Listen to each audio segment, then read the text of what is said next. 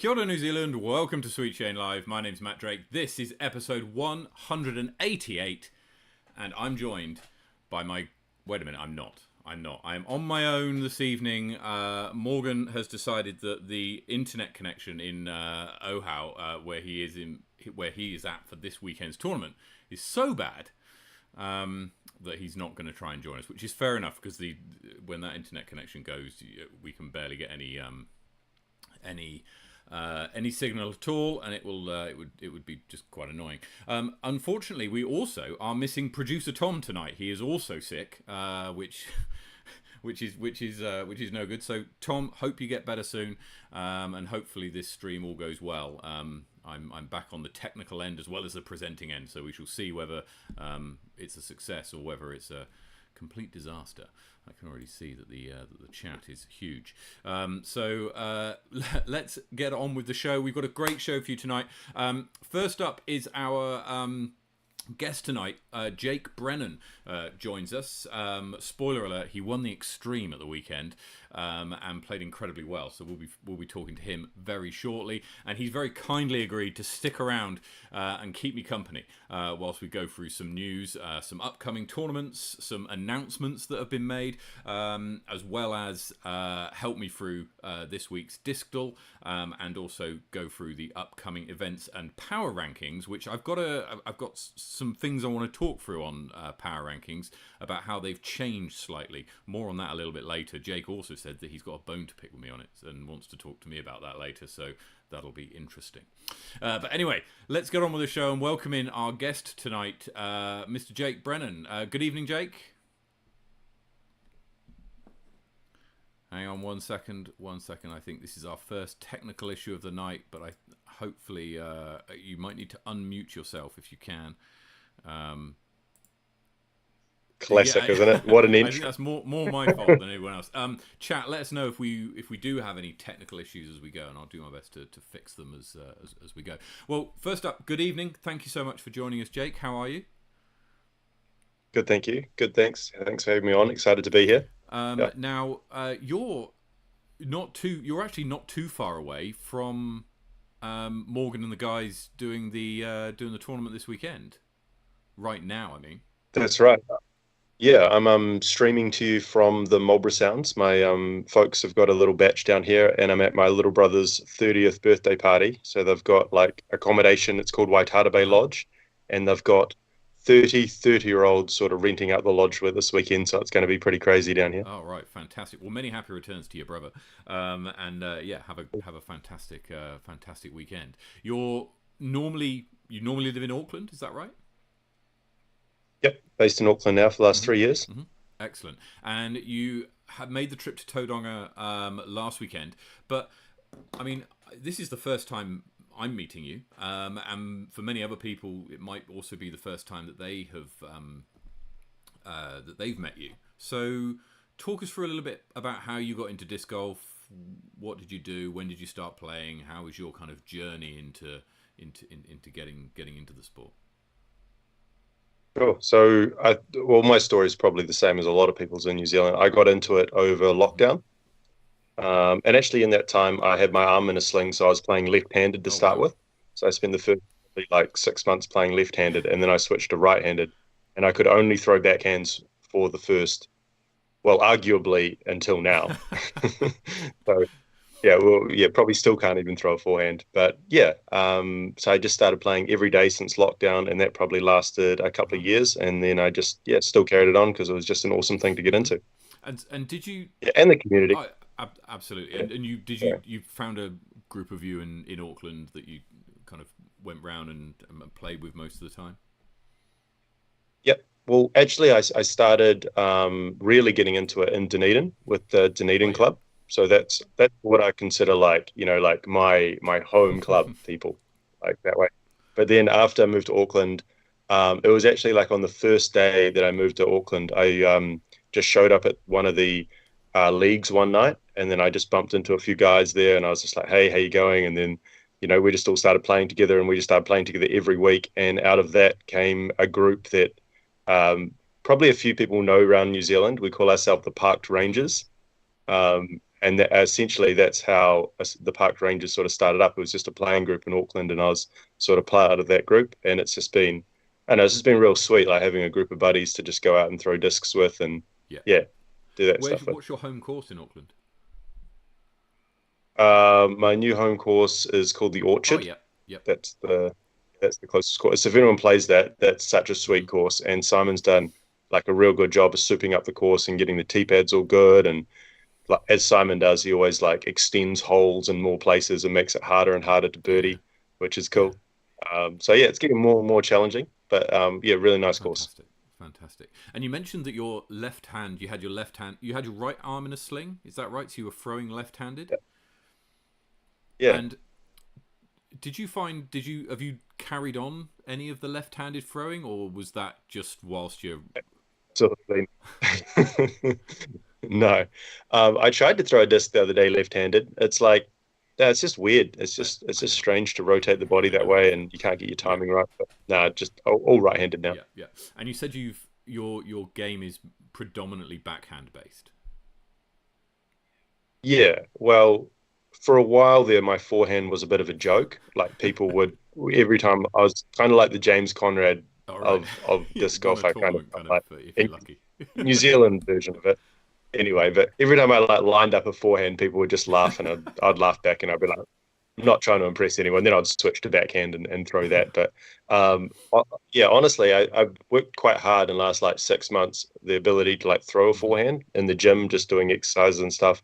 And I think that it's probably what won me the tournament on the weekend, to be honest. Like I threw forehand so much, like more than I've ever thrown in a Mhm. tournament, and it just sort of backed it a bit. And yeah, it was good. It was a good feeling to like have like hard work actually pay off rather than, hard work, see no Yeah. results with it. So if you're someone watching the show and you go to the gym, or you're someone who enjoys doing exercises, what exercises would you recommend for someone who wants to build up the muscles for a forehand, or the strength for a forehand? What kind of exercises are they? Fantastic question, Matt. And it's just an awesome opportunity for me to give a little bit of a plug right now too. This was not intended, So, by the way, but go on. so my job is a Hmm. physio in Auckland, and I've just started my own practice up that way. Fantastic. And it's kind of going to be my role with Tour Down Under when it comes over, is having a bit more of a physiotherapy role in amongst the disc golf Hmm. community.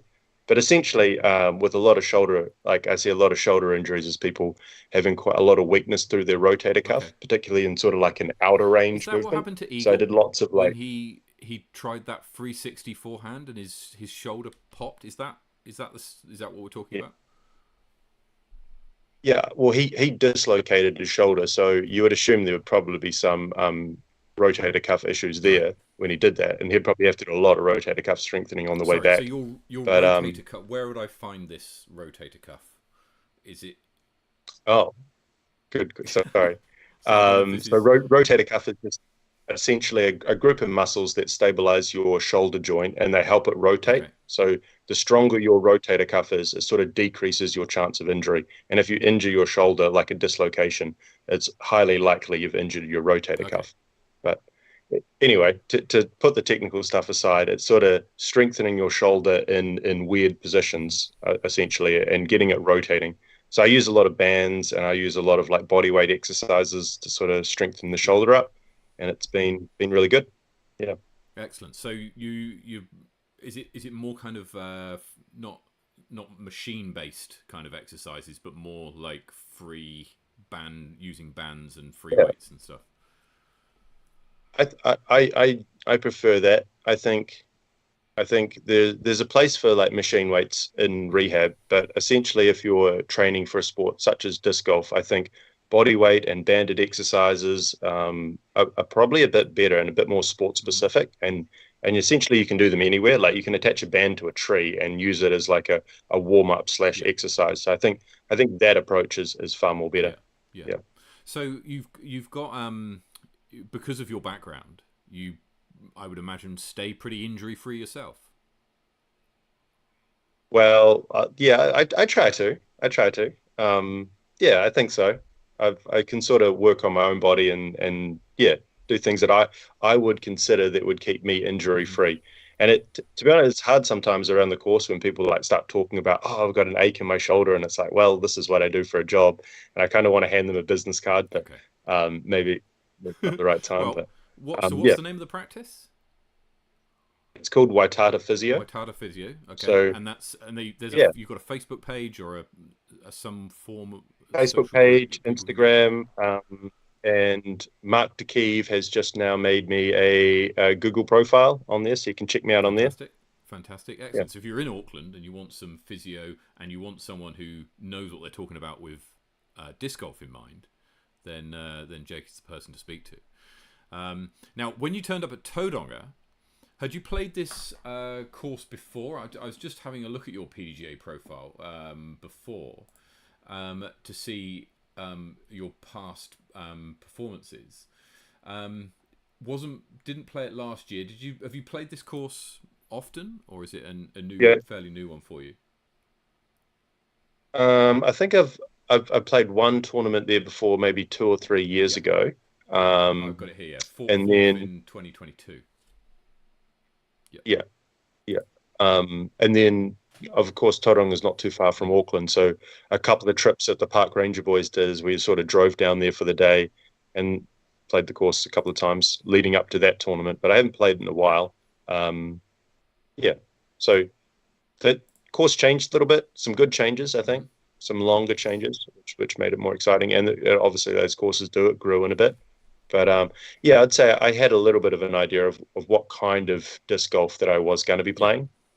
So yeah, Yeah. Okay. Excellent. And you went into the tournament. How did you feel going into the tournament in terms of your chances of taking it out, or were you thinking there's a fairly strong field? It was a strong field, right? There was a strong field there. You had Joe yeah, Berry, Johnny Wake, Simon Feasy, local Jimmy Tufu. So you had a lot of people who have played this course quite often before, or are on a rich vein of form. How did you? What were you? How were you feeling going in? yeah. So really small field, but like high Mm. rated field and very like high rated New Yeah. Zealand wise. So I was kind of thinking. I entered it with like no expectations, which to be honest, I normally enter a tournament being like, got to hit the putt, got to do all these things, got to do all this. But I just said, I'll just go and have fun and throw some discs, which probably was a little bit better Hmm. overall. Yeah, I guess I kind of feel like I played well for the tournament, but I don't think I did like anything super spectacular. Yeah. Like generally with tournaments, I've got one good round in me, and then like one like really bad round, and then like one average round. And Okay. I was just like, Okay. like I suppose the question was like, why can't I put it all together? And then on the weekend, it just sort of like I had just three like pretty good rounds, and I felt yeah, it just all Well, came together. so the way this played out, and let's see if I can get the scores up onto here, and we'll see if we can bring Jake into this view as well. Yeah. So you took out the first. You had the first round with a 10:42 rated first round, which was just incredible.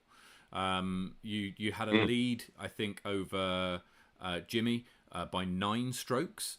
And I don't know about you. I was following this from Wellington, so I was following the scores as it was going along. And at the end of the day, I was like, "What's happened? This is outrageous." How were you feeling going into after the first day with a 9 stroke lead? It's almost unheard of.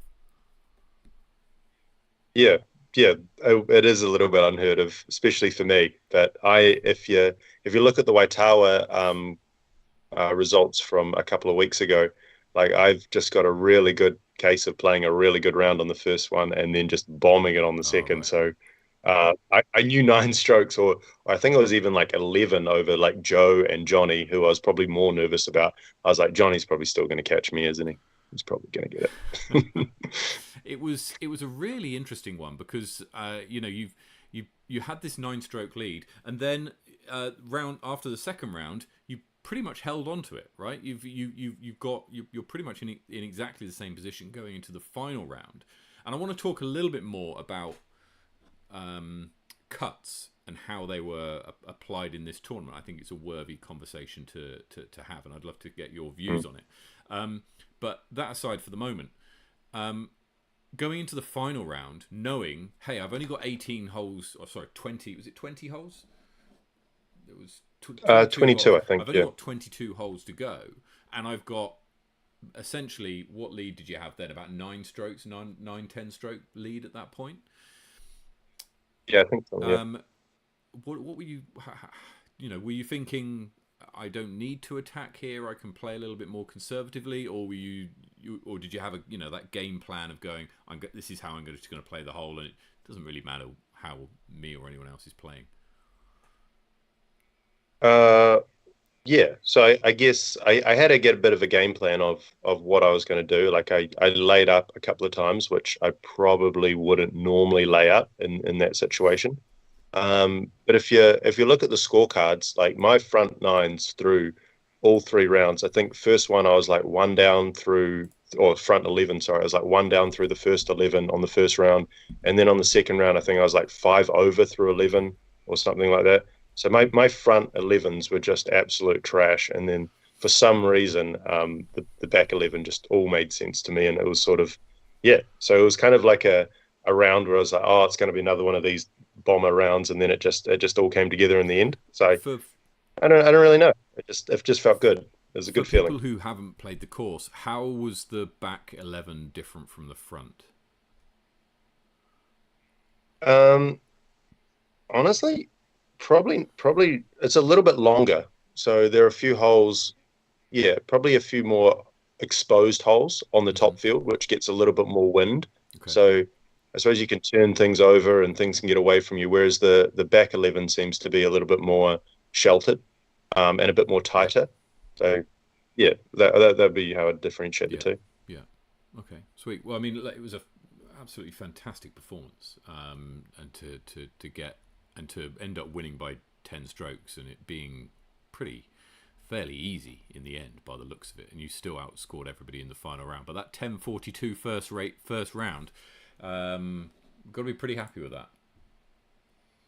Yep. It was oh, you can probably see at the top of my thing, there's my Waitata Physio logo. I changed that now. I'm my first own sponsored player. Yeah, no, the 10.42 rated round I think was helped a lot by the other field, like Johnny, Joe, and Simon, all probably playing a little bit under what they would have hoped. Like I think most people would have entered that thinking like 7 down was probably somewhere where they would want to sit. So I think I shot a little bit better, and then they just shot a little bit worse. Yeah. So I think 11 down on that course is probably like maybe a 10-10 rated on normal. Yeah. We'll go through the rest of the results with yourself in a bit after we've finished our conversation, and we've done Desert Island Disc Golf, which I understand that you're going to be playing with us this evening.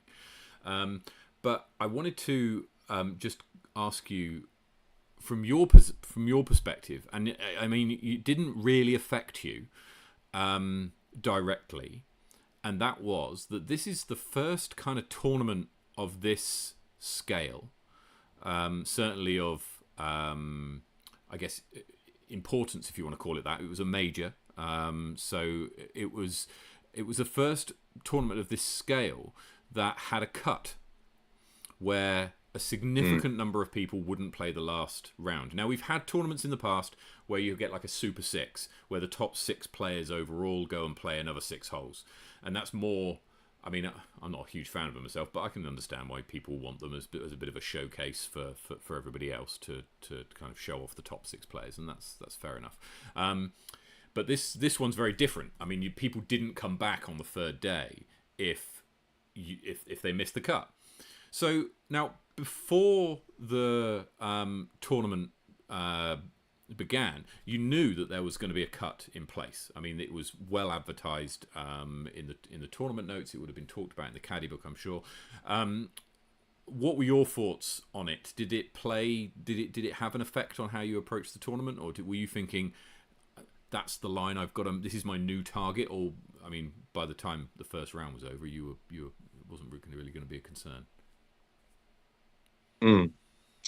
Um, yeah, so it was probably one of the more talked about topics around the tournament, just amongst like players and Yeah, everyone. Um, Personally, I didn't, and this is just speaking personally here. So I didn't even really think twice about it because in my mind there was going to be two scenarios. Is one that I'm going to be absolutely at the top of the leaderboard and playing really well, and in that case, I really want to play the last day because I want to be yeah, competitive. And then the second scenario is I have one of those tournaments where I'm not playing very well, and in that kind of scenario, I'm like, well, I'm actually okay going home and getting stuff set up on Monday, and I'm that way. So I was kind of yeah, I didn't really mind each yeah, which way. yeah. Uh, but I know, like you said, a lot of people didn't come the last day, Mm. so I feel like that kind of changed the vibe a little bit around the tournament because like a lot of people did go home early. Like some people came and like for teed off, and then they would just be like, oh, "See you later," and I assume they just followed online and stuff because yeah, they just weren't there. So it was a smaller finishing at the end or a smaller like group. It felt like that Yeah, anyway. yeah. So there was a bit of I'm not going to say drama, but there was some events which occurred in this tournament with regards to the cut and particularly the cut size, and Mm.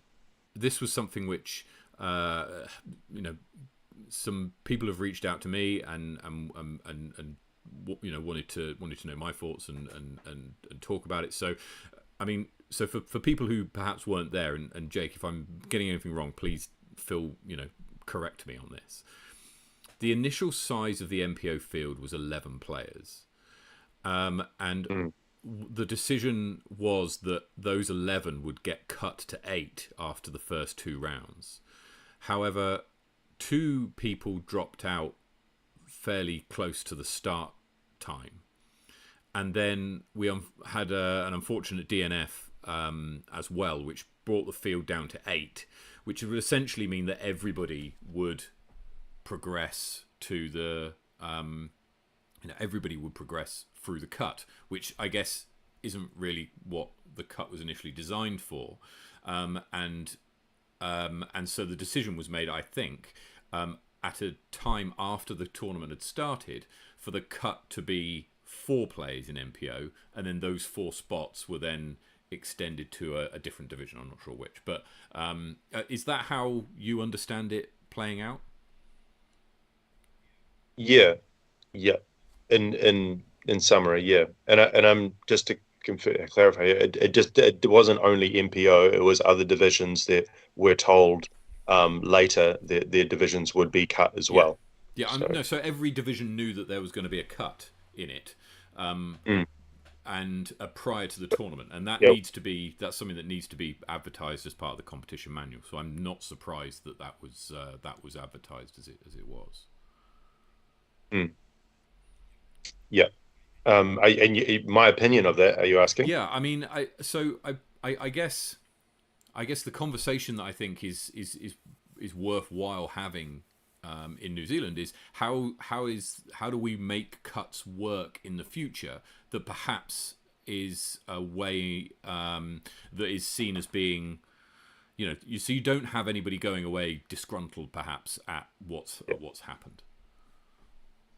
So I will say that a few people did mention having those cut lines changed. Like, well, one person actually meant as they teed off, they were made aware the cut line changed. Right. So I suppose that could be kind of frustrating. I suppose like say you're like, okay, I think this is what I need to do to make the final day cut, and if you want to play the final day cut, and now you've been told the cut line changes, and now you're not making the final cut, I can understand that would be kind of Mm-hmm. frustrating.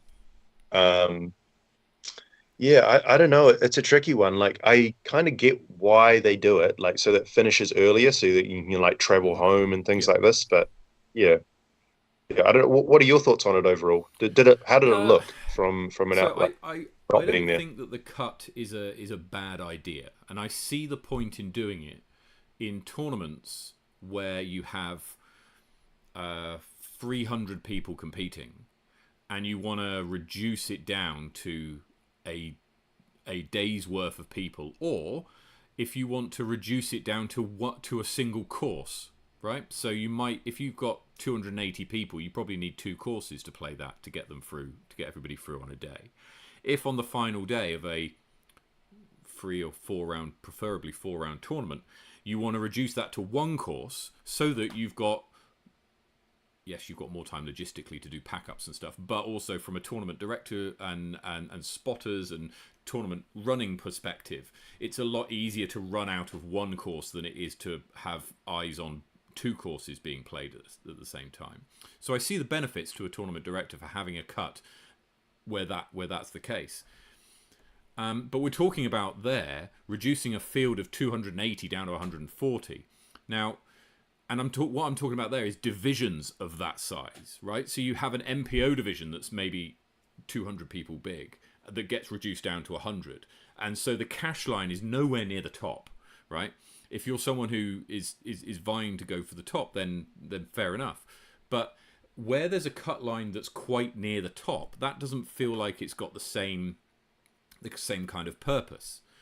A cut line almost is like, makes a second division, right? So it adds competition in the people who are, I don't know, 5, 10, however many spaces either side of the cut line. It adds a bit of jeopardy and a bit of competition to those people, so they don't just go into the final round going, well, I'm placed 110th out of 200, so what am I going to do, right? Even if I blow out, I'm only going to finish 130th. If I have a really good round, I'm going to finish 90th. What kind of difference does it make? Well, if you've got this cut in, then it does make a difference, because you've got something to kind of fight for and keep yourself in. When you've got divisions that are as small as they are, in this case MPO 9 people sized, I'm not sure it has the same kind of effect. And I think it would be better to perhaps look at other divisions and perhaps extending that cut there, if that's something that you really wanted to do, in order to, in the case of this tournament, get people home early playing a shotgun round, so that you can finish by midday or 1 o'clock or whatever. So yeah, I think it's great that we've tried it, that New Zealand Disc Golf has tried it, and it's something that's been experimented with, and it's not perhaps quite worked, and there are a few people who maybe came away a bit frustrated with how it was executed, but I think that future iterations can really use what's happened here and come up with a better final product. I think actually a more important question that is for New Zealand Disc Golf is perhaps, why were there only 11 players in MPO, which then went to 9? Okay. You've touched on a very, very good topic there. Why are there only 9 players in MP for a major as well, right? So this isn't a C tier that's out of the way, that's a pain to get to, that's on the same weekend as another tournament. This is a major tournament, and there's 9 players playing in the Premier Division. And so that would be my question. And chat, I'd love to know your thoughts on this. Why is there only 9 players in competing in MPO? I appreciate Tauranga might be a bit trickier to get to, perhaps, but there was 160 people, 143 people played this tournament, and 9 of them, right? So 9 of 143. What are we looking at percentage wise? So 7% of the field played in MPO, and only 2 played in FPO. So if you combine those together, 11 out of 143 played in the top divisions. Where are all the MPO players? And FPO as well, FPO, absolutely, and FPO players. So yeah, so it would be interesting to see, to have a conversation about that. I think as a community, is why is there so few players playing MPO?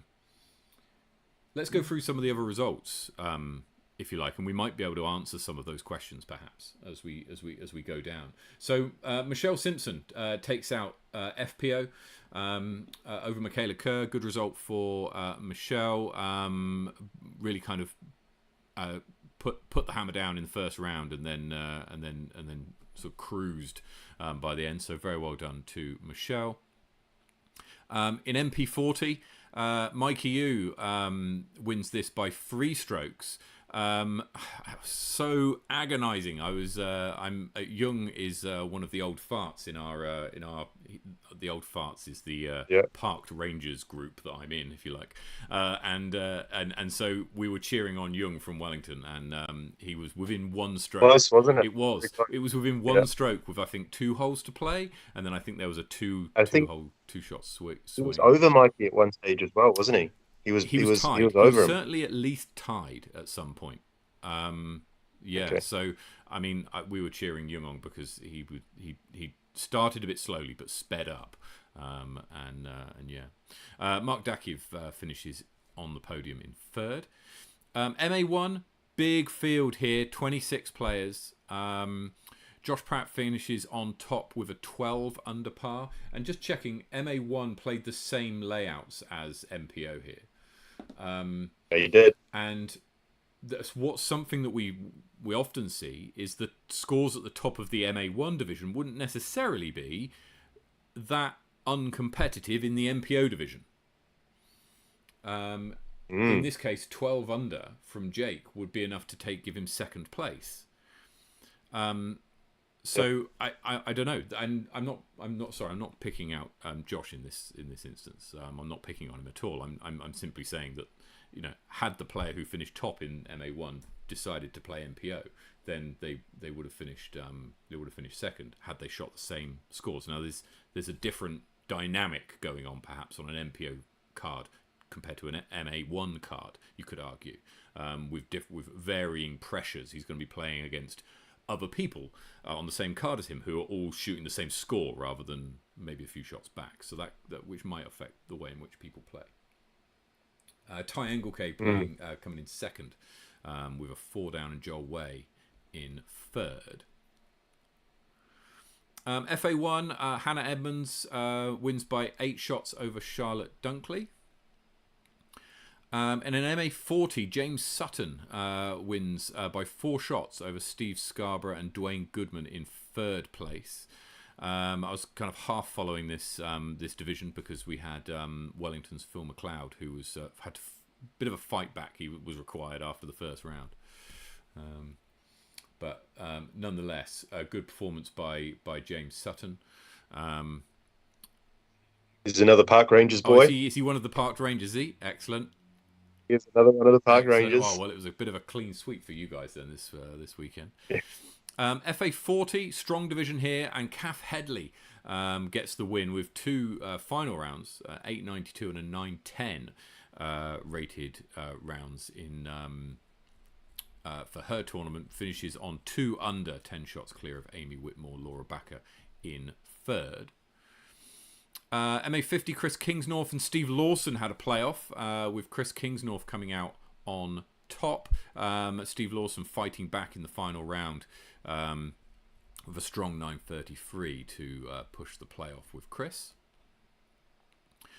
MA60, Gary Jarvis, he's an old fart, took out the MA60 division by 11 strokes over Andy Brewster. Fairly consistent. This guy's been playing really, really well recently, and good to see him take out the victory in MA60. Fiona Menzies takes out FA60 over Eileen Doricott.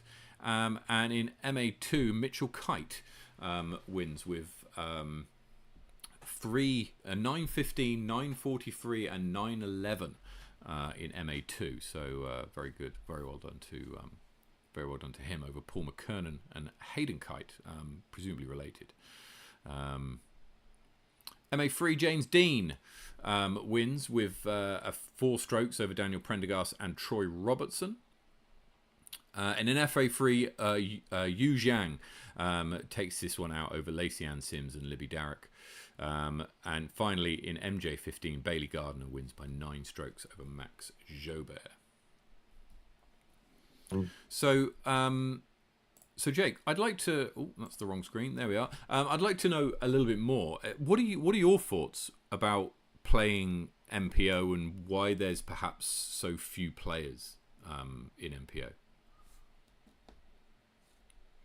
Well, the probably the real answer is there's a number of reasons why people don't play MPO. And maybe they don't like the pressure, maybe they don't like the extra costs of it, maybe they think if they enter MPO that they're not going to win and they're not going to get a prize. So there's the prize incentives for things. So, and there's probably more other reasons why. But I suppose my take on things is that I think we've got too many divisions in New Zealand. Like we've got divisions with three people in the division, and then another division that three people in, and then those two divisions they have the same Yeah, scores. It's like the whole purpose of divisions is so that you can make the division yeah, competitive. Like for example, if I entered in an MA3 division, I'm probably going to win that hmm division most times. So it's not going to be fair. So like I think the same thing. I think people should be divided by sometimes ratings can be a bit different, but just how they're playing, or if they've, for example, if they win two or three MA1 yeah, tournaments, then they should play yeah. MPO. Like, so I think it's crazy that we offer this many divisions and that we have a major tournament where there's like 11 players in the top division. I mean, Yeah. like, step up, guys, step up. So because so there's the argument over. I guess one argument might be, and chat, please chip in here with your thoughts. Right, that there are two kind of groups of players. There's professionals and amateurs, and MA1 is the premier division for amateur players, and MPO is the professional division. So one might argue that I'm an amateur player, so therefore I'm going to play in the top division because I consider myself to be able to compete in that division. I'm going to compete in the top division in the amateur section because I'm an amateur. And people might be wanting to hold on to their amateur status for purposes of playing future tournaments or whatever.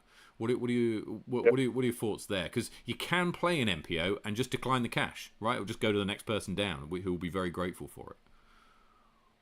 Mm.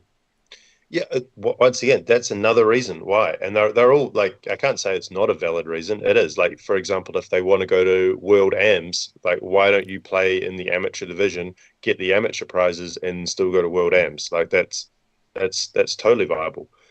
Um, yeah, but is that do we think that's the reason why people aren't making the step up?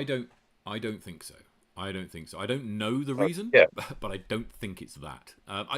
There'll be yeah, in general. I would say there'll be isolated instances where that is the case, of course, right? And we'll mhm, see people going to go and play World Ams. But generally speaking, the people who have gone to play World Ams in the past, right? I'm thinking of players like Brady Cush, Levi Stout, etc., who went in yeah, most recent years.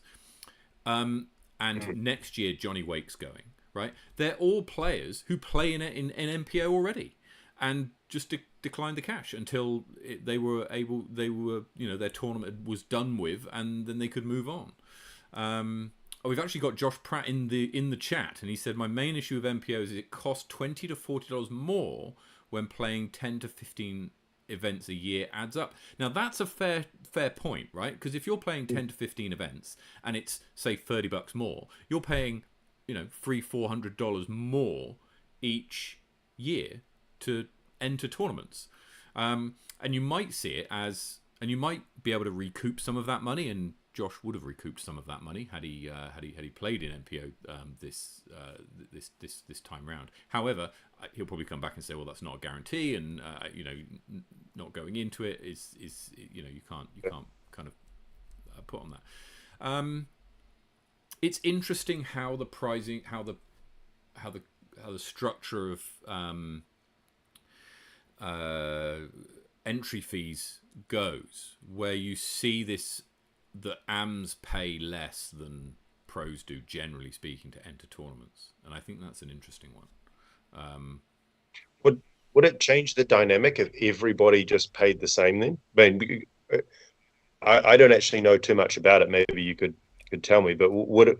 I don't even know why MPO plays more than MA1, or all the divisions pay different. Like, is there a reason why? That I don't know the reason. I don't know the reason. I mean, even down to smaller tournaments, right? So we've got a C tier run at Fault Line Fury here in a couple of weeks' time in Wellington, at my local course, and it's what's happening there is the pro divisions pay $5 more than MA1 or MA40, right? So MP40 pays $5 more than MA40, which I think is an interesting thing. I mean, $5 doesn't seem enough for me to make the to have the, you know, what's the difference? Does $5? I'll tell you what the difference it makes. It makes, if you're on the screen and you're kind of going, which one shall I go for, and you see that, that's just an extra con in the shall I play MPO division argument, right? Even though it's $5, which probably most people can afford if they're going to. We've had a few more comments come through. Jack says, for the record, I agree with Josh. I made the jump this year and it's quite a bit more expensive. Okay. MPO numbers at Nationals in Christchurch is strong. Okay, we'll have a look at those in a second. I did pull up some tournaments to have a look at the numbers in MPO. South Island Champs, which kicks off in a week's time, just over a week's time, down in Twizel, has got 16 players in MPO and 3 in FPO, so 19 players overall out of 144. So slightly more than we see at Tonga, but certainly not a majority. MA1's got 21, MA2's got 17, MA3's got 17, and there's a whole bunch of people in the best division and other age-protected divisions as well. Let's just have a look whilst we're on the subject of that Christchurch Nationals, what the current numbers are. So 156 people have registered for Christchurch, and there's 38 players in MPO, which includes the sponsor exemption. So perhaps we need to take those ones out. So there's 28 players. Is there 10? Yeah, 10. So there's 28 players in MPO, and then 8 in FPO. So what's that? 36 out of 156, right? So that's about 20%, just over 20%, which perhaps is a better place to be for Nationals. And there's actually a few people who are playing Nationals in MPO who I've seen play other tournaments in MA1. So that's interesting. And they're... Well, you've got are most of those people from Christchurch? Because I know, like, if you're going to Tauranga, there's like the expenses of traveling to a place, and then it's just like that extra expense on. Whereas if you're living in Christchurch or you're living in, what I mean? It's like if we are talking cost as a deterrent. I think it would. There are a number of people, most people, not actually, about half the people so far who are registered are from Christchurch, and the other half are from, there's a group of people from Australia, and obviously a few Americans who we'll talk about shortly, who are registered for the Nationals as well. Got a few more comments. Let's have a look. So Sam Cole, people don't consider the flow-on effect it has down to MA2, MA3. Yeah, so I think what Sam's getting at here is perhaps how what you were talking about, where you have players who perhaps should be playing in MPO, walking... Not perhaps, they should be. walking through MA1. And then what that does is it has then a flow-on effect further down, right? So you've got people who...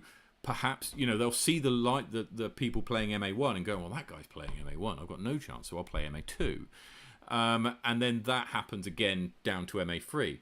So okay, that's a fair point there, Sam. I think MPO numbers are strong. Okay, so Josh, I would chop and change if it was the same price, and I've heard of people playing MPO and getting stuck there due to issues with their PDGA status changing. So don't want to deal with the hassle. Yeah, I mean, look, once you are a professional, once you've accepted cash.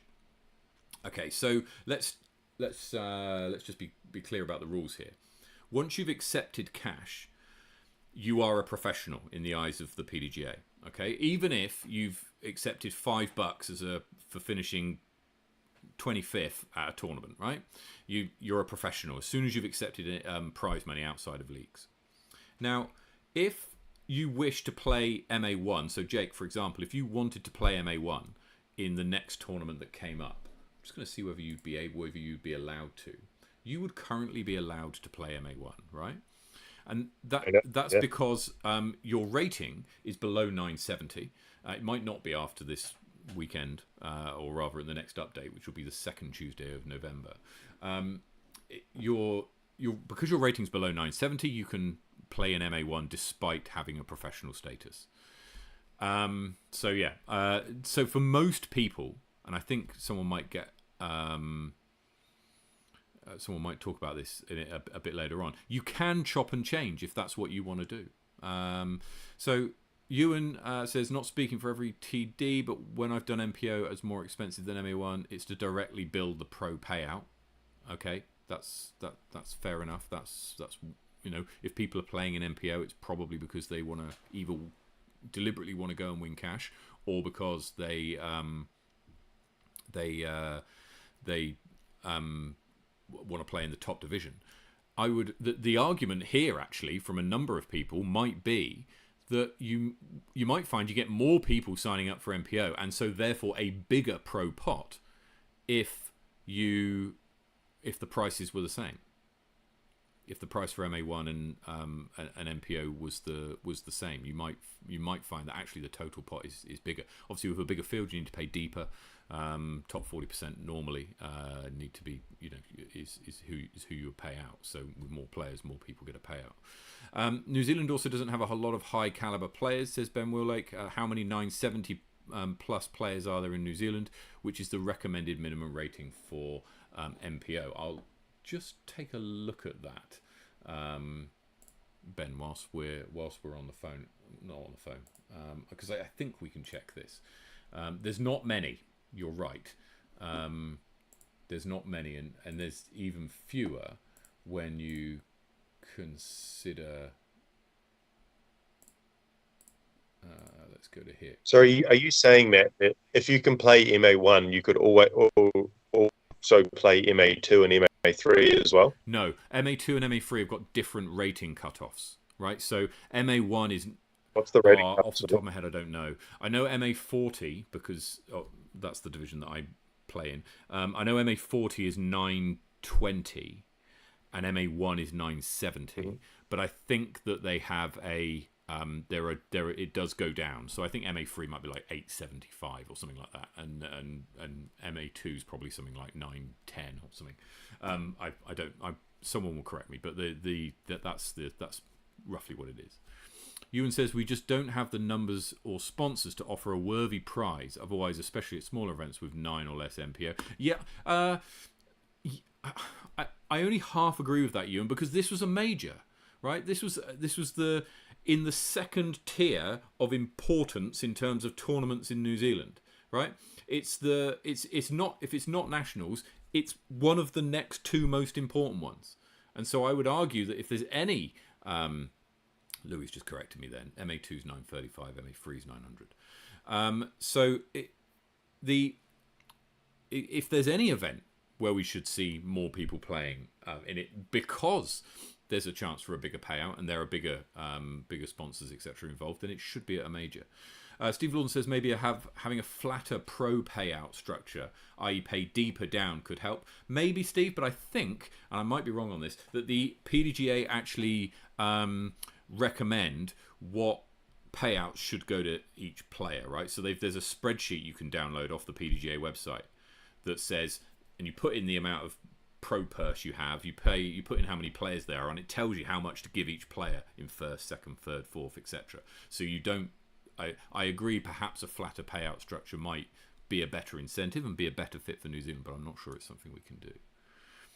PDGA recommendations should really be considered irrelevant in New Zealand. Unfortunately, the issue will never change unless we have different standards. Yeah, okay. To a degree, I agree with that. I think there are some things which, as the sport grows and as the sport professionalizes, I think it is having those PDGA standards which are applied to American tournaments should be something we should aspire to, and so setting those standards early perhaps might be a bit of growing pains now, but might be better for the future. Jake, what do you think? Quite a few comments there. Yeah, yeah. Like once again, that they're all good points. So I suppose for me, there's two things to consider here. Is one is you're pushing players to step out of MA1 into MPO, which I think that the overall goal here is to make the division competitive.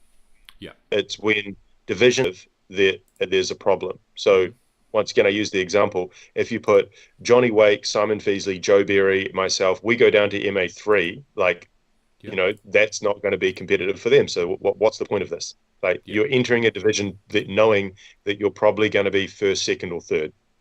So I suppose there's that. The other point of it is that, like, I feel like there's a lot of players that just didn't really come to the tournament. So how many South Island players? I don't think there were too many there. And there's nothing against the South Island players because Tauranga's a hard place to get to. You would have to either like fly to Auckland and drive, you know what I mean? So is it for majors maybe that we consider that like the location like wants to be like accessible for both islands to get to? So yeah, I suppose that are two things to consider. I think. Yeah, I and that final point, or the sort of the final point that you made, there's an interesting one, and there are some stats on this which the data analytics team at Sweet Shame Live will be looking at in a bit more detail, which is that generally speaking, players in the North Island travel to the South Island more than players in the South Island travel to the North Island. That's a broad brush statement, of course, because there's obviously people who do that. So I think that's potentially a case, and Tauranga is one of those places that, unfortunately for them, it doesn't have a major airport hub that you can fly easily and directly to from Invercargill or from Christchurch or from Queenstown, and so that would have put some people off, right? If Blair said we do have an airport, yeah, I'm sure you do, and I'm sure there are flights to those places. What I'm saying is that if, for example, if the tournament's held if you hold a tournament in Christchurch, all of the courses are within 10 to 15 minutes drive of the airport.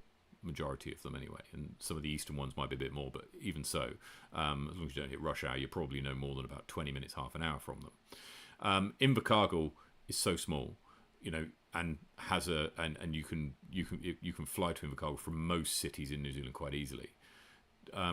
Auckland and Wellington and Queenstown are kind of afforded the same in terms of their airline infrastructure. Whereas flying into, for example, and we've started to see it already with the number of sign-ups for Egg Monster, right, which are a little bit low, in my view, at this point, being that we're 2 months out from it, and part of that there are other factors, but part of that will be the ease of getting to New Plymouth if you're from the South Island, right? How easy is it to get to New Plymouth? There is obviously an airport in New Plymouth that you can fly into, but the number of flights will be limited. The price will be likely a little bit higher, and it might be prohibitive for some people. Otherwise, you fly into Wellington or Auckland and drive, and either way, you've got a 5-6 hour drive, depending on either way you go. Auckland's probably easier actually, but I don't know. We shall have to see on that one how the would numbers it shake out. even one of those things that you really consider moving into like forward with things, especially around majors? I'm thinking NZ champs, South Island champs, North Island champs. How easy can it be for both islands to make it to the place, and like what kind of infrastructure is around the place, and which is, I mean, kind of unfortunate because Egg Monster is a really good course. Lovely course. Yeah. Like Rotorua is a really good course. Taupo, really good course. Just hard to get to. Hard to get. It's a fair point. I think the people who are perhaps in control of making the decisions over where the major championships get awarded to would say, well, we don't exactly have people queuing out the door to host these tournaments, and so as a result, we can't really be as picky as perhaps we would otherwise like to, because Twizel will suffer from the same thing, right? How many North Islanders are going to go to Twizel when you've got to fly to Christchurch and then drive 2.5 hours? So you're going to have the same kind of issue, and that's if you live in Wellington or Auckland, right? If you live in Taupo and you wanted to get to Twizel, I mean, how are you doing it? Probably not, right? Because you've got to drive, fly, then drive again. And driving one side's probably all right, but driving to both sides of a flight is probably enough to tip you over the perhaps I'll give it a miss. And if you choose something closer, because you can get, especially when there's a cut involved, right? Especially there's a cut involved, and you might be saying to yourself, "Oh, do you know what? If I miss out on that cut, I can end up going, getting kicked out. What do I do for a day?" Right? Especially when you're deciding there's a cut and there's an MPO MA1 decision to make, so it's sort of like it's just another factor on top of it, isn't it? Yeah. So it sounds like it's a little bit of a kind of growing pains within New Zealand, right? Because if there were more tournaments competing for this kind of thing, then ease of access and cost of travel to and from the tournament would certainly be something that would be taken into account with the submissions when they came through. Look, really interesting conversation, Jake. Really interesting conversation, and thank you for that. I'd be really keen to hear from chat. What do you think? Why are there so few people playing in? And I'm going to say XPO because I want to include FPO in this as well. Right? We see larger divisions in FA1, FA3, etc. than we do further up. The point of the divisions was is to divide people, and when you've got a tiny division, big division, that's not really what it's doing. So yeah, we shall see. So right now, Jake, this was the first time you've been on the show. And something we do with all of our guests the first time they come on the show is Desert Island Disc Golf. So are you ready? The premise of this part of the show, for anybody who's watching for the first time, is that Jake is stranded on a desert island.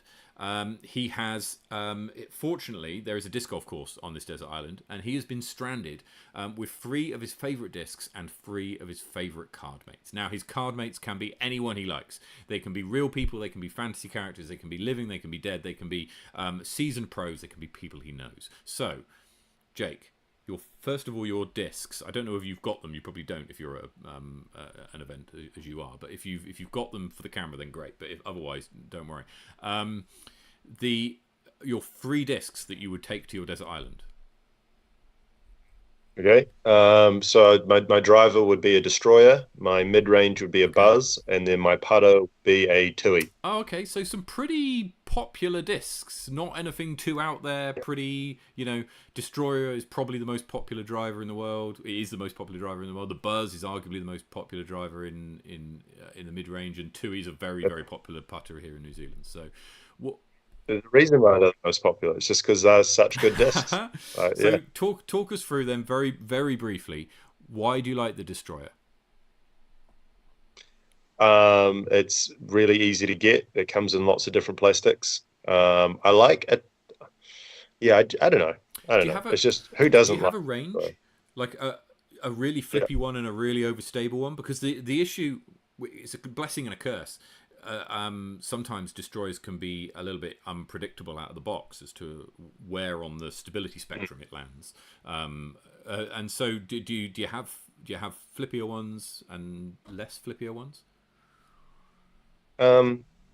So with my molds, I don't know if I bag my discs like, oh, I'm a destroyer guy and I'm only going to throw destroyers, because for some time, like, Kahoos might be my driver. It's just because I found a Kahoo that I really like. And then I'll throw the Kahoo, and then it'll hit some trees, and it'll get a bit more flippy, and then I'll turn it over, and it'll go down a ravine, and I'm like, damn, I need another driver.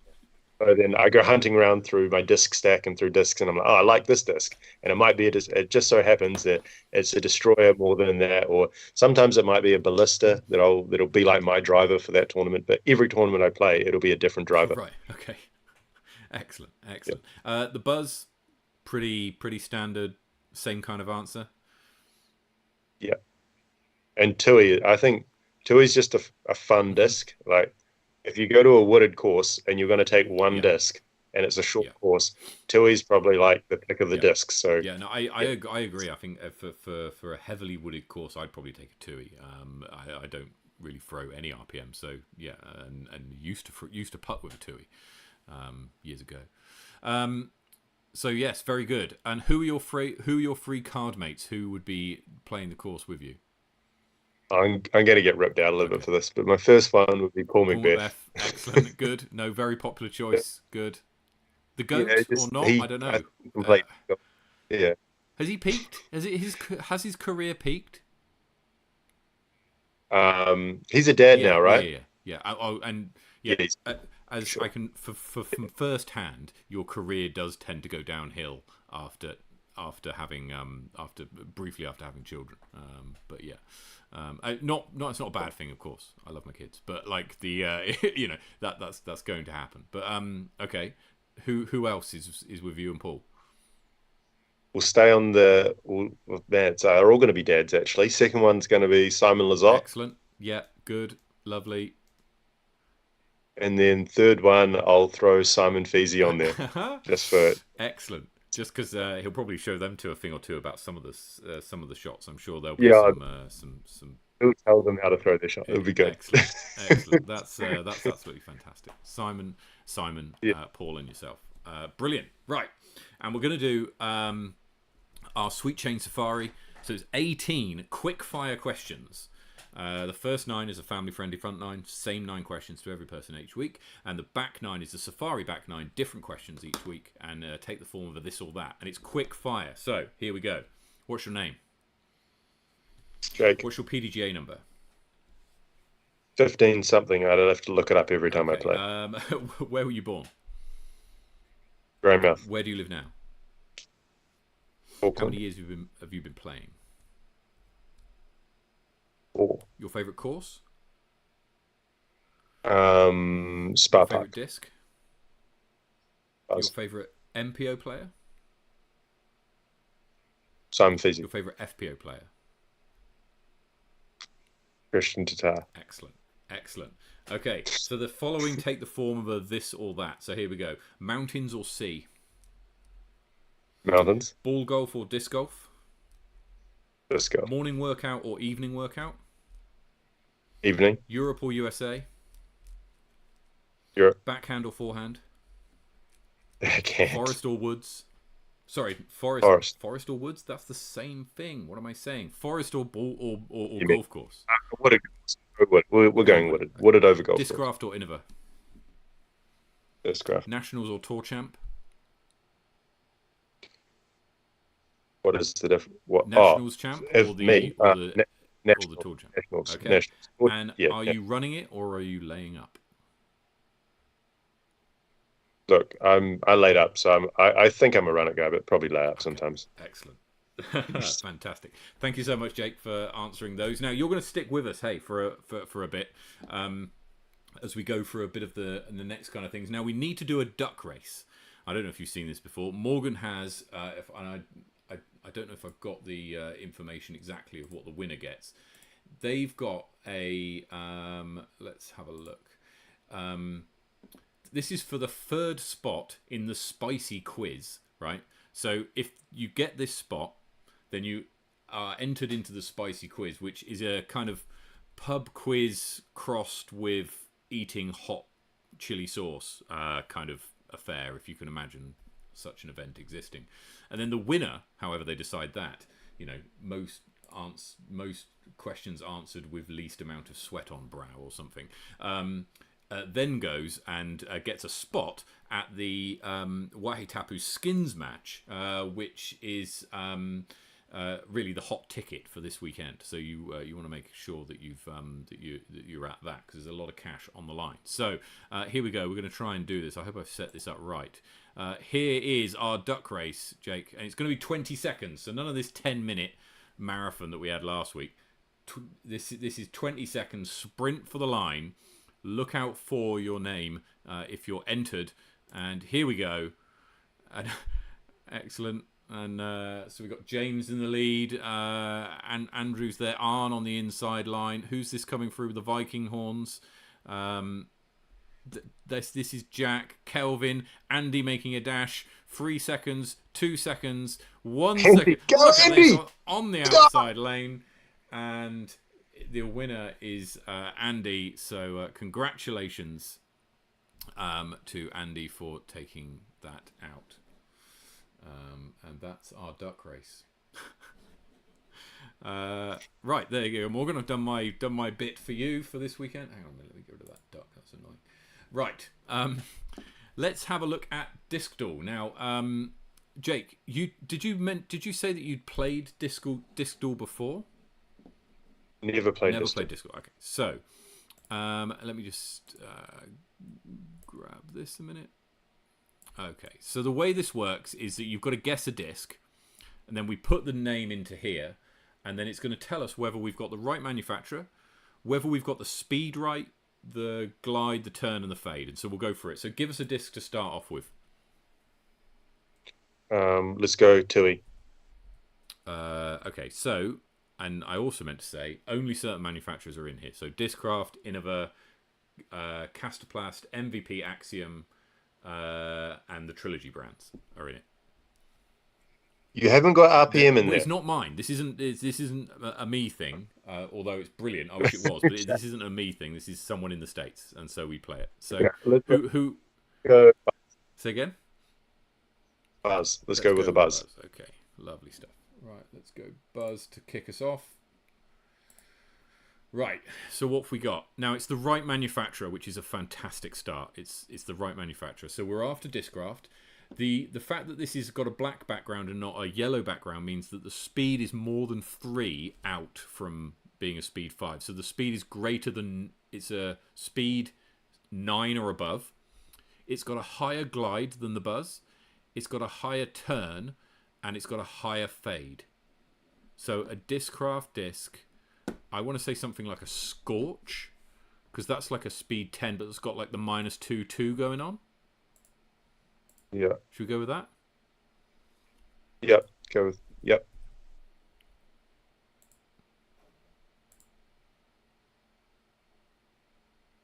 Okay, so so it's a faster than a Scorch. It's got less glide than a Scorch, so we know the glide is 5. It's got a it's either a speed 12 or 13. I don't think Discraft have any 14 speeds, so it's 12 or 13. Glide of 5. The turn is... I always get this the wrong way around when they talk about what they turn. Note about turn. If the arrow points up, it is signifying more turns. The number is further in the negative. Okay, right. So we'll get rid of that. It's further in the negative, so it's -3, and then the fade is high, so presumably 3. So we've got a something 5 -3 3 for Discraft. Any ideas? Oh, mate, this is out of my depth. I don't know. Come on, chat, help us out. Undertaker. I think Undertaker's a 9 speed, so I don't think that can be right. It is a 9 speed. What else might be in here? -3 3. That's a turn. It's the Innova turn, but obviously it's a Discraft mold. So we'd be looking for... Chat, help us out. I think Louis is in the chat. He's normally pretty good at giving us the answers here. What do we think? It's a speed 13 or 12, 5 -3 3. I think is what we're looking at. Any ideas? Any ideas? We might have to come back to it if and give chat a moment or two to work it out. We shall see. We shall see. Is an Onyx a stable disc? Onyx, or is that or a crank? Yeah. Blaski says crank. That's a fair shout. Yeah, I can believe that. And a crank has got an SS version, so if it's not a crank regular, could be a crank SS. The SSs in Discraft do tend to have the lower thing. So let's go with crank. Oh, so it's a 13. Should we go crank SS? Go for it. Crank SS could be the one.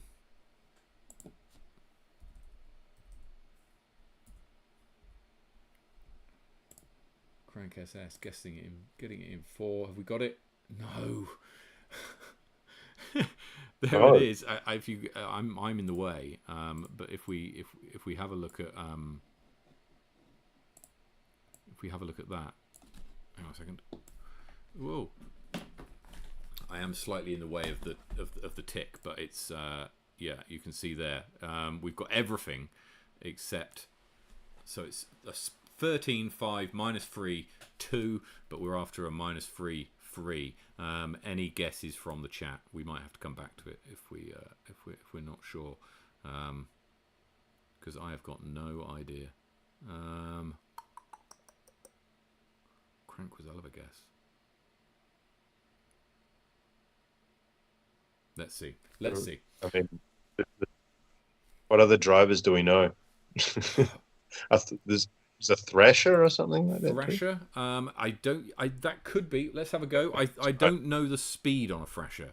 That would be the only thing that I would question. But it is a bit understable, I think. It's Missy Gannon's Tour disc. So let's have a look. Thrasher 12, 5, -3, 2. So it's in the same kind of ballpark, but just slightly left. Nuke SS, says Ryan.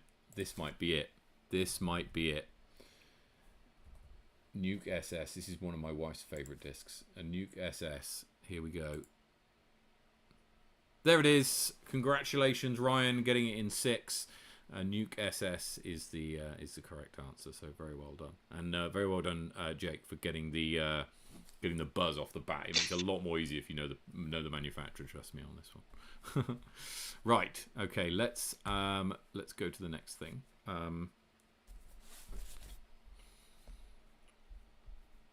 One second. Where are we? I'm here. That's why. Okay. Now let's have a look at some upcoming events, because we have got some pretty juicy events coming up. And just before we do, I just wanted to check if I can't see anything's happening, because what I'm waiting for, Jake, and you'll be aware of this, you might even know who we're waiting for, is that earlier on this week, the Tour Down Under teased that there were 5 elite players coming to the 4 events that are taking place on the Tour Down Under later on, early next year. First one being Egg Monster. The first one was revealed to be Chandler Fry, which is incredibly exciting. I think he's a very entertaining player. I do enjoy watching the rounds when he's on. And then you had Juliana Corva and Jim Oates, who were also revealed yesterday as coming back to New Zealand, having been here last year. So now I'm looking at Tour Down Under's social media now, and I can't see anything, despite it saying it was going to be revealed today. So presumably later on this evening is when the button's going to get pushed. But let's just have a look at some of the events. We'll have a look at some of the events that are coming up in a minute. But Jake, you say you're partnering up with Tour Down Under for in a physio capacity. Yeah. So I suppose last time when the players were over, the American guys, I did some physio work with them, and I'm a better physio than I am a disc golfer. Mm-hmm. So I suppose it's kind of like where I see the career going in the future. So yeah, I'll be there. Was that something that they mentioned as being kind of a necessity, or not a requirement maybe, but did they see you being on hand providing physio services as being something that they expected, or something which was a nice to have? No, it's just I feel like it always just comes out in conversations, like when people talk about injuries and things. It's like, oh, by the way, I'm a physio. That's kind of what I do. So it's a natural thing that comes up in conversations. Yeah. And I think I would, like with physio, you can take it a few different directions, and I think that's somewhere where I wanted to. Physio is my passion, and disc golf is my passion. So if you can marry the two up, then that's kind of what I'm trying to do, I suppose. Okay. Well, So who do you think is going to be revealed? We've got the two clues were Rising Star and what looks to be a female silhouette, and a title fighter with what looks to be a male silhouette. Your kind of smirk there tells me that perhaps you know a little bit more than perhaps you will let on. I know nothing there. Okay, all right. Well, okay, like we know there's some pros coming over from America. Yeah, I what I can say that some of them are high rated. Yeah, that's about it at the moment. Okay. All right. I'll hang myself here. I can't do it, Matt. I just can't do it. That's fair enough. I don't know. But there is some players. I can tell you Yes, that. there are some players coming, and so we shall look forward to that, and we'll find out when that does. If the Tour Down Under do drop that information whilst we're on air, then we will let you know. But we shall see. Right, let's have a look at some of the upcoming events then. Now we've got where are we? Here we go. So, and let's bring Jake into this view. There we go. Pop him down there. So we've got Wahitapu taking place this weekend in Lake Ohau. Morgan's organising that event and is busy trying to get some phone signal down there. And that's taking place this weekend. Skins match that goes along with that, with some big money attached to it. Always a good time down in Lake Ohau. So we wish him luck for that weekend. And then next weekend is another big tournament, South Island Champs, down in Twizel. This one looks like it's going to be fairly competitive as well. And then I suspect, Jake, you're playing Auckland Disc Golf Champs the weekend after that? You are? Yep. Excellent. Temuka Tussle in November. Day at the Lake in Tiana, which is already sold out. The Rising Stars Open in Taupo. And then the Rapper Rumble in Masterton, which is getting close to selling out. Fantastic course down in Henley Lake if you get a chance to play. Christchurch Disc Golf Champs. And then Egg Monster, which is the first TDU event to take place this year. Jake, you're going to be playing in that one? Undecided a bit at the moment. Okay. I'll just see how the physio stuff looks around playing actual tournaments or just being around the area. Do you have a do you have seasons in your work? Do you find that you have busier periods of time, or is it more or less consistent the whole time? It's for me at the moment. Yeah, it's just consistently busy the whole year. Like whether it's, for example, the Auckland Marathon is getting run this weekend, so I've got a few people coming through with that, and then disc golf, and whether in the rugby season, there's always people coming through, and I'm part of a CrossFit gym, so there's always different like sports in different seasons. Yeah. Okay. Now, the Egg Monster has got 54 people signed up so far, which is quite small currently. But I mean, I think this will increase, right? We should see more people signing up as we get closer to the time. Yeah, well, we'd hope so. What are you thinking? Like, hopefully, the announcement of a few pros will sort of entice people along a bit, and maybe it's one of those places that people sort of wait till the last minute to book their ticket. Yeah, I don't know.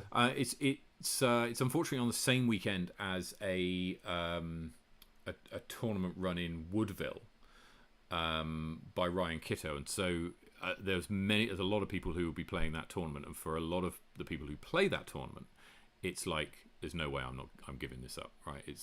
I'm going to that because it's a bit of a cult event, which I hope he won't mind me saying. But I'm hoping to get to Egg Monster myself actually, so I need to register. I'm in two minds actually, and this is kind of talks back to our conversation we had earlier on as to what division to enter, because there's one player registered in MA40 currently.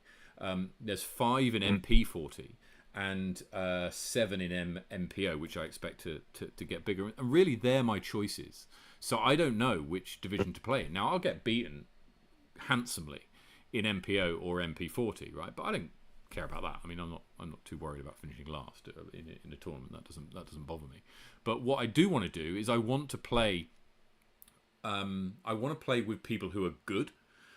That's nothing against Jason in MA40 because he's rated higher than me, so he's already better than me, right? But I want to play. I don't want to play in a division that then gets pooled with other divisions that I'm not competitive with, if you know what I mean. So that's what gets me thinking about perhaps playing in MPO or MP40, because I know that at least I'll get on a card that will have everybody in my division and people who I can fight with, and also there's an outside chance that I'll get to play with somebody who I wouldn't otherwise get to play with.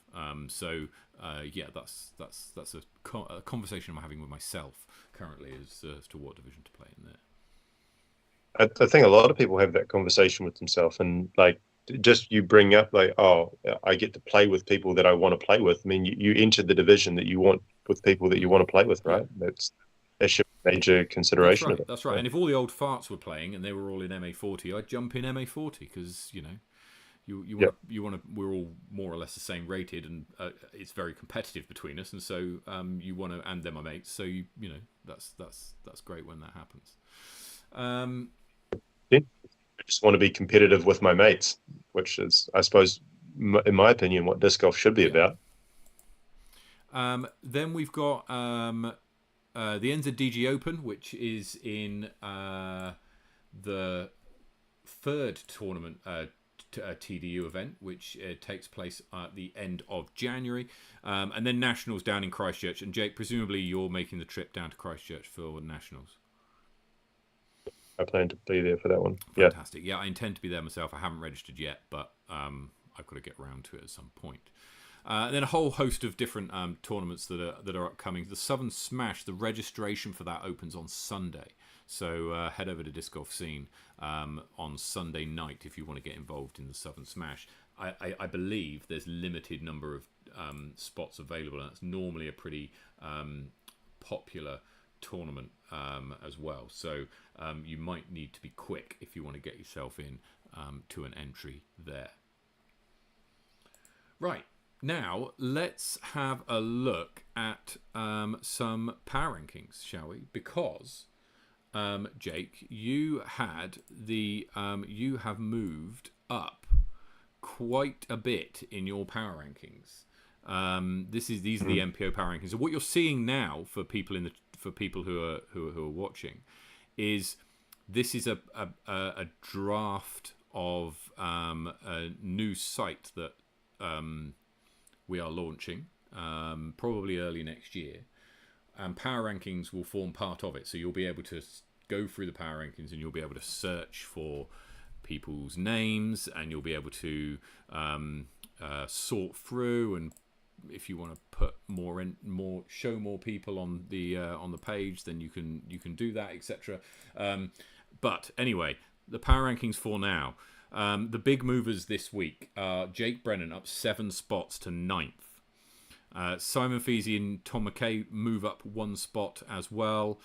Joe Berry drops 4 down to 11. Josh Pratt moves up 4 spots to 14. And Nicholas Gouldener climbs into the top 20, up 13 spots to 17th, thanks to his third place finish at the weekend.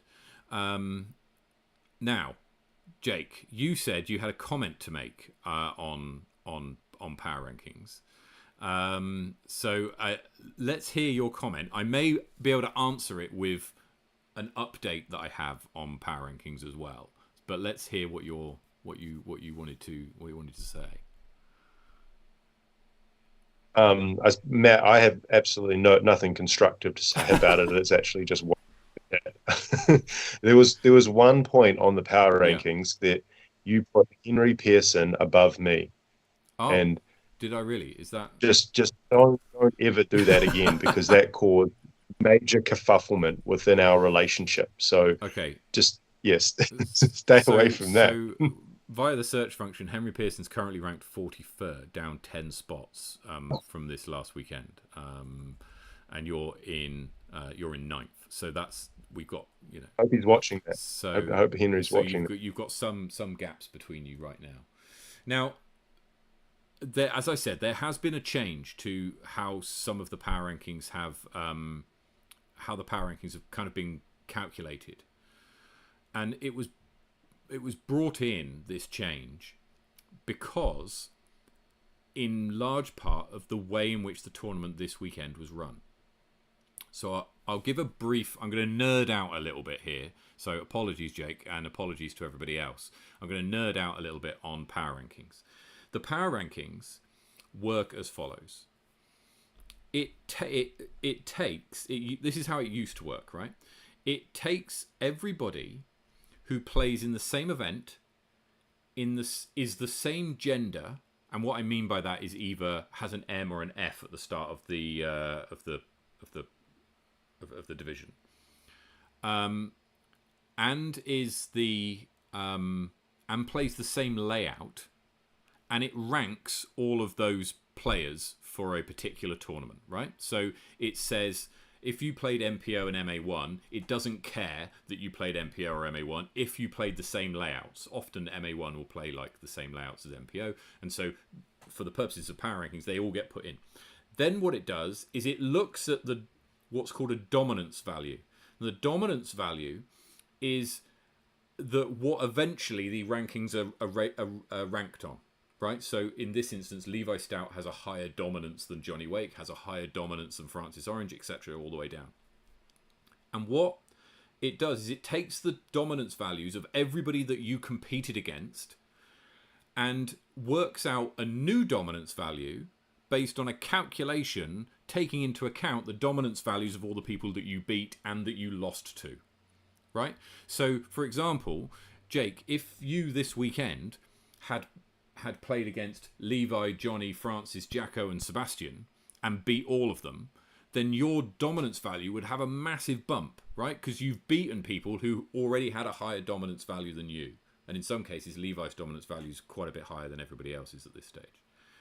If, however, you'd played and none of those players had showed up, and the next highest rated player was, say, ranked 50th, with a lower dominance value, but you'd still beaten them, then your dominance value would increase, because it always increases if you win, but it would only be increased by a tiny amount, right? Because the strength of the opposition was less, right?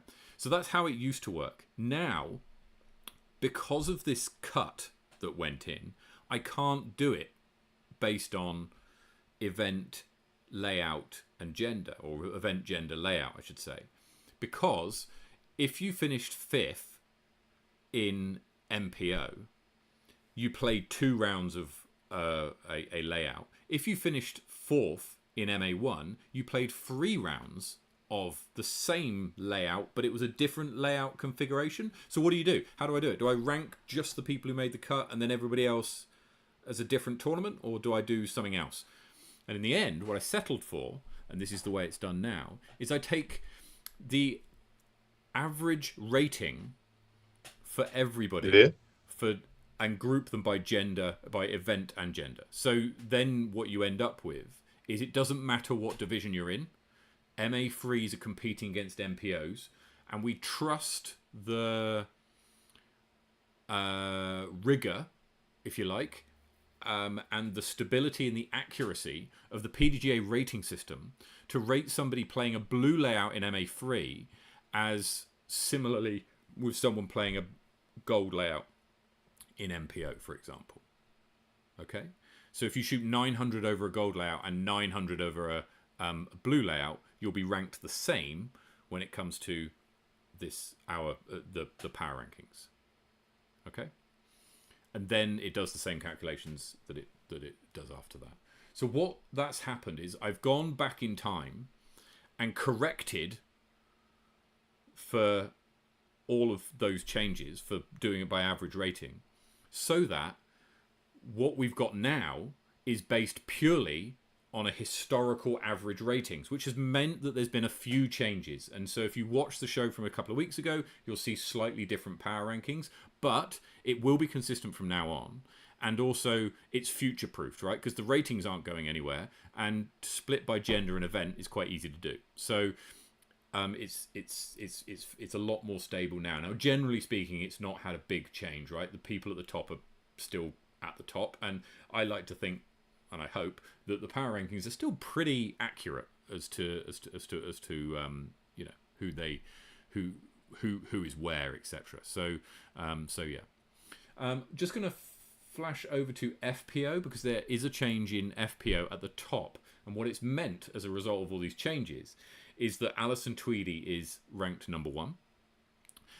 Following this weekend, Michaela Kerr dropped down a spot and Michelle Simpson climbed up 3 spots to Michelle's now in 5th. Kath Headley climbs up 2 spots to squeak into the top 10 into 9th, and Debbie Mills climbs 3 spots to 15th. And yeah, again, we can search this FPO power rankings as well. So this is a new feature that's going to be coming out on Sweet Chain Live, sweetchainlive.com. At some point, we'll let you know when it's launched. But it's one of a number of features that we're currently in the process of building. So yeah, there are our power rankings. But we're going to use these from now on the show to showcase the where the power rankings are, and I can add more information into here and stuff. So yeah, listen out for that. Right, I think we're more or less done. I want to thank you, Jake. Thank you so much for one, coming on as a guest for the first time, and sticking with me for the whole show, and essentially being my co-host for the entire show. It's been an absolute pleasure having you on. It's been nice to meet you. And also thank you so much for your insights and your opinions on some of the discussions that we've had today. I think they've been really interesting. Chat, we'd love to know a little bit more from you about what are your thoughts. Why do people not play MPO? How can we get more people playing in MPO divisions? And you know, is the cost of travel prohibitive for some of these tournaments that we're seeing? Otherwise, Jake, we're going to be looking forward to a potential announcement a little bit later on tonight, I suspect, from TDU as to who these next 2 players are that we'll see joining us in New Zealand early next year. And just one more quick plug from you, for your physio. Who are you? Where should they go to contact, and how can they get in touch? If you Google Waitata Physio, so Waitata Physio, or you could just direct message me if you're in Auckland. Yeah, happy to help. I actually really enjoy when disc golfers come in, because obviously that's why I do this. So yeah, please come see me if you have any niggles. Fantastic. Cheers. Fantastic. Look, thank you so much again for joining us, and very best of luck to anybody down in Wahitapu playing this weekend. Legend of the Lodge. If you make it onto the skins match, go and win as much of Morgan's money as you possibly can, and very best of luck. So wherever you're playing disc golf, take it easy, play well.